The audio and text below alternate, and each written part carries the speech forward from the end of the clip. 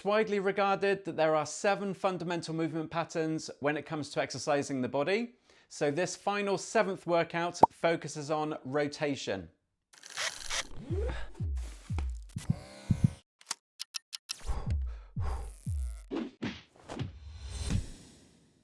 Hi everyone, and welcome to Exercise for Health, and this video is part of a mini series of 10-minute workouts where each one places an emphasis on a movement pattern.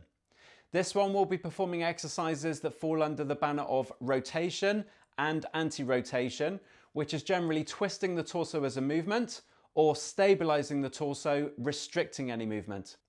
This can be done as a workout on its own, or you could use it as part of an exercise program for the muscles that work the core and stabilize the spine.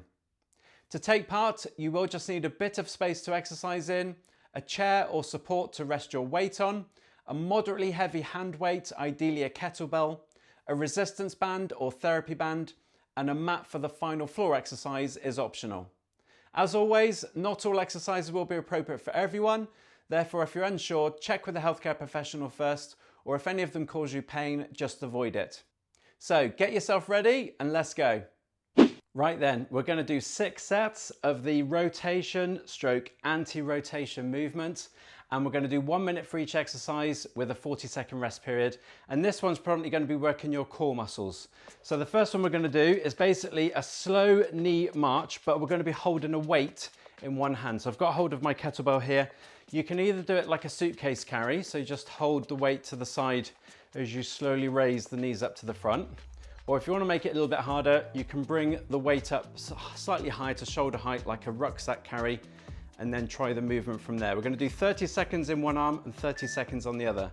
So set yourself up, off we go. So the idea is we're trying to keep good control and stability of the torso as we slowly march the feet, bringing the knee up as high as you can and then straight back down. But because we've got this added weight on one side, it just triggers a lot of the muscles in the core to stabilize your spine. So don't allow for any movement. Good, slow and steady. When we get halfway, which is now, switch over the weight into the opposite arm and carry on with the movement. So try and make sure you keep the body upright, up nice and tall as you do this slow knee raise.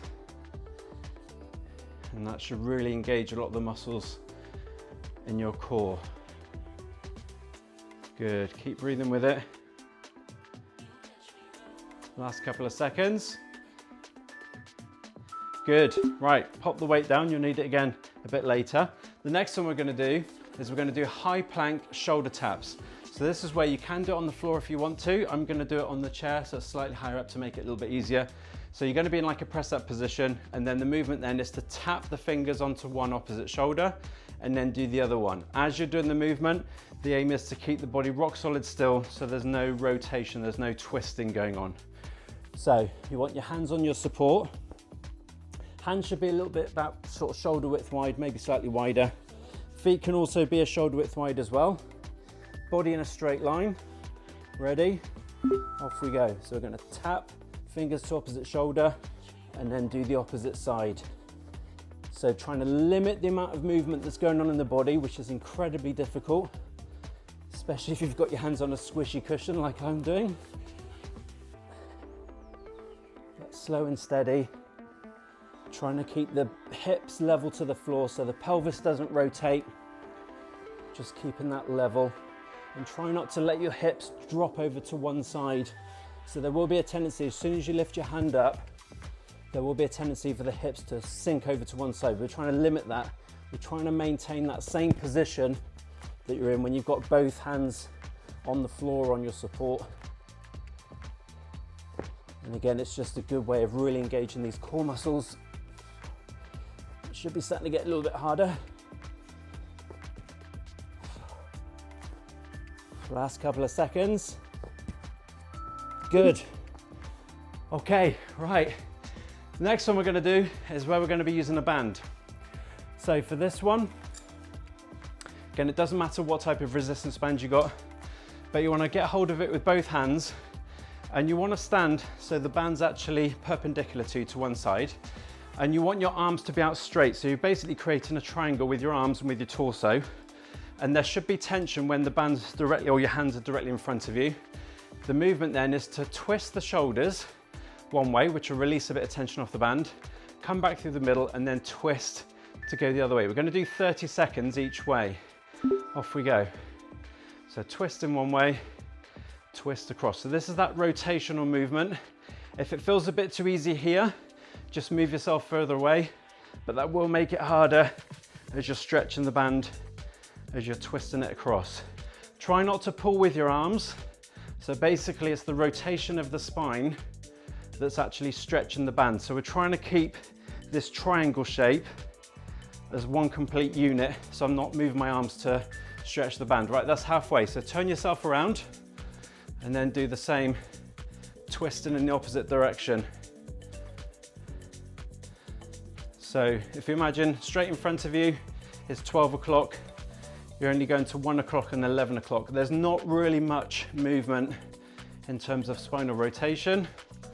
It's only about 30 degrees each way. But make sure you're not pulling with your arms. It's all from the spine. Good. Right then, the next one we're going to do is an anti-rotation version of that exercise. It's called the Paloff press. So what we do is start in pretty much exactly the same position with your arms out straight, creating this triangle with your arms and your torso, but we're not going to allow for any movement this time. So you're going to keep the body still and you're just going to bring the fist and the band in towards your chest and then push it straight out in front of you. Now the tendency would be the band wants to pull you across, but you're not going to allow that. You're going to try and keep it moving in a straight line directly forwards and back. We'll do 30 seconds facing one way, 30 seconds the other. Ready? Off we go. So push your arms out straight, create that triangle. You'll feel the tension around the waist, bring it back in, and then push your arms out straight again. Good, so it's trying to keep control of your spine. So we're engaging a lot of these core muscles again to maintain stability. So make sure you're standing up tall, so good posture as you straighten those arms out in front. So you are inevitably going to feel a little bit of tension in your arm. Right, let's turn around because that's halfway. Doing the same thing, facing the opposite direction. If you need to make it harder, so if you don't find there's much tension around your waist when you've got your arms out straight in front, then you can move yourself further away from the anchor point, which will make it harder because you'll have more resistance. So nice, slow, controlled movement, pushing it out, keeping it in alignment with your chest. So don't allow the band to pull it across. Good, okay.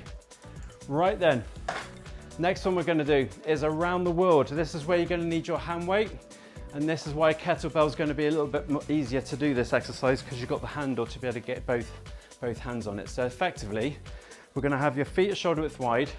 I'm going to take the kettlebell behind my back, switch hands, bring it to the front, and then reverse the rotation and go the other way. So I'm going around one way, and then I reverse it to go back. So the tension would be, obviously while it's swinging around, you've got this inertia, but when you get to the front, you want to try and stop it, which will engage a lot of the core muscles, and then change the direction of the rotation. Ready? Off we go. So round to the front, stop, round behind the other way, stop at the front, round, stop, round, stop. Good. So trying to maintain that stability in the spine again as the weight's flying around your body. We're trying to keep the body as still as you can. So really engage those core muscles again. Get that stop point at the front before you reverse it the other way. And that's where you're going to have to really tighten up those core muscles there when you're trying to change the direction of the rotation. Good. Keep it going if you can.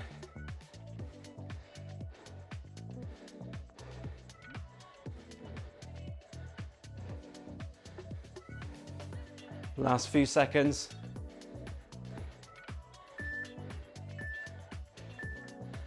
Well done. Right, pop your weight to one side, you won't need that again. So the last exercise we're going to do is a bird dog. So this is where you're going to need your mat if you want to go down to the floor. If you're not comfortable getting down on the floor, you can do this standing, what I call an alternating Superman, which is where you raise one arm, one leg, come back, and then you then do the opposite. But the bird dog is going to be on all fours, and then essentially make sure your hips are over your knees, shoulders over your hands, and then you're going to straighten one leg back behind you as you straighten the opposite arm out in front.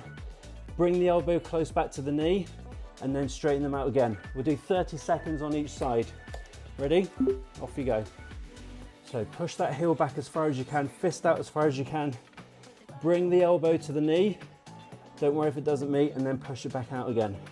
So as we're going through this motion, we're trying to maintain stability, trying to make sure that you're not arching your back at that final point there. So keep control of the spine. Don't allow for any movement. When we get halfway, we'll switch to the opposite arm and leg. That's halfway, so switch over. So opposite side, so straighten the arm, straighten the leg, bring the knee towards the elbow and take it back. So create a lot of tension in the body there at that final point to limit any rotation, so you're not allowing the hips to drop. Really technical exercise, this one. Last couple of seconds. Good, well done. And that completes your rotation stroke anti-rotation workout. I hope you enjoyed this rotation workout today. If so, please give this video a like by clicking the thumbs up button below, and consider subscribing if you haven't already. Check out the description below for the link to our workout playlist, which has all 7 videos from the series. But thank you so much for watching, and until next time, stay active and keep moving to feel better.